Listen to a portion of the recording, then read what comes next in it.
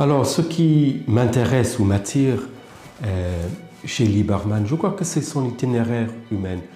Celui qui a grandi, qui est né dans le ghetto, qui a grandi dans une famille juive, dans une culture juive, et qui se prépare pour devenir rabbin. Et puis, comme tout jeune, il fait sa crise et qui s'ouvre à travers la littérature, mais à travers son propre questionnement aussi à se demander, mais qui est ce Dieu?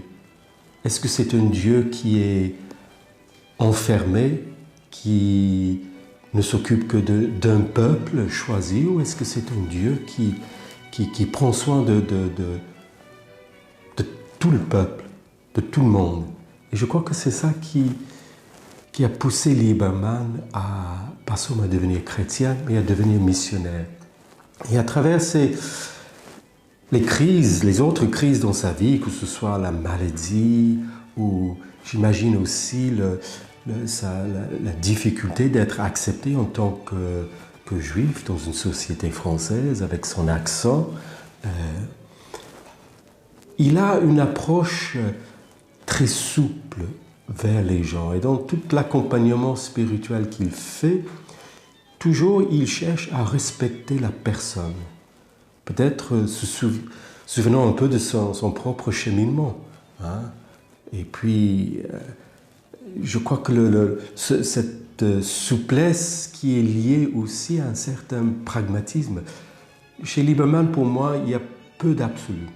Peut-être le seul absolu, c'est d'annoncer le royaume, d'annoncer la bonne nouvelle, une bonne nouvelle de libération et de liberté pour les gens.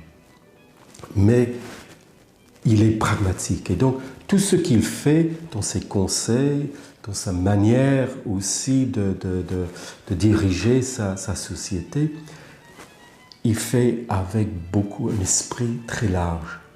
Et un esprit qui respecte la personne et leur histoire, leur caractère.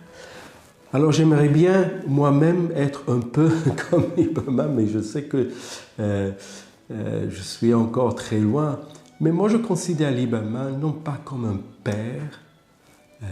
père fondateur, mais plus comme un frère.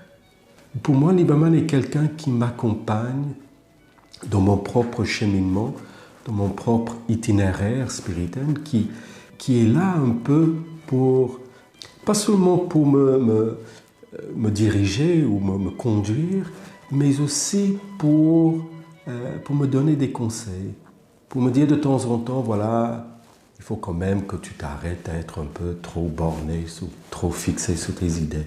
Il est là et il me laisse cette marge de liberté qui, à mon avis, est le signe de la vie spirituelle.